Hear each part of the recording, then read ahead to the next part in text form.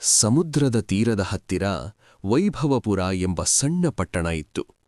ಅಲ್ಲಿ ಸೂರ್ಯಕಾಂತ ಎಂಬ ಯುವಕ ವಾಸಿಸುತ್ತಿದ್ದ. ಅವನು ಬಡವನಾಗಿದ್ದರೂ ನೇರ ನಡೆನುಡಿ ಹೊಂದಿದ್ದ.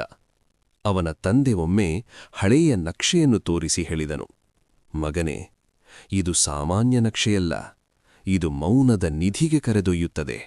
ಆದರೆ ಲೋಭಿ ಕೈಗೆ ಇದು ಸಿಗುವುದಿಲ್ಲ.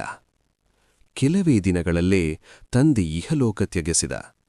ನಕ್ಷೆ ಮಾತ್ರ ಸೂರ್ಯಕಾಂತನ ಕೈಯಲ್ಲಿ ಉಳಿಯಿತು.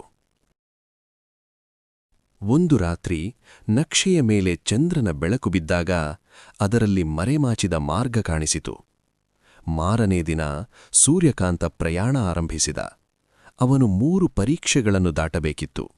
ಮೊದಲ ಪರೀಕ್ಷೆ ನಂಬಿಕೆ. ಒಂದು ಹಳೆಯ ಸೇತುವೆ, ಕೆಳಗೆ ಗರ್ಜಿಸುವ ನದಿ. ಒಂದು ಧ್ವನಿ ಕೇಳಿತು, ಹಿಂತಿರುಗು, ನಿನ್ನಲ್ಲಿ ಭಯ ಇದ್ದರೆ ನಿಧಿ ಬೇಡ. ಸೂರ್ಯಕಾಂತ ಕಣ್ಣು ಮುಚ್ಚಿ ಮುಂದುವರಿದ. ಸೇತುವೆ ಅಚ್ಚರಿಯಾಗಿ ಗಟ್ಟಿಯಾದ ನೆಲವಾಯಿತು. ಎರಡನೇ ಪರೀಕ್ಷೆ ಲೋಭ. ಗುಹೆಯೊಳಗೆ ಅಪಾರ ಚಿನ್ನ, ವಜ್ರ. ಧ್ವನಿ ಮತ್ತೆ, ಇಷ್ಟೇ ಸಾಕು, ತೆಗೆದುಕೊಂಡು ಹೋಗು. ಸೂರ್ಯಕಾಂತ ಹೇಳಿದ, ನನಗೆ ಸಂಪೂರ್ಣ ನಿಧಿ ಬೇಡ, ಸತ್ಯ ಬೇಕು. ಕ್ಷಣದಲ್ಲಿ ಚಿನ್ನ ಮಾಯವಾಯಿತು. ಒಂದು ಬಾಗಿಲು ತೆರೆಯಿತು. ಮೂರನೇ ಪರೀಕ್ಷೆ ಕರುಣೆ. ಒಬ್ಬ ವೃದ್ಧ ಗಾಯಗೊಂಡು ಬಿದ್ದಿದ್ದ. ನಿಧಿ ಕೇವಲ 1 ಹೆಜ್ಜೆ ದೂರ.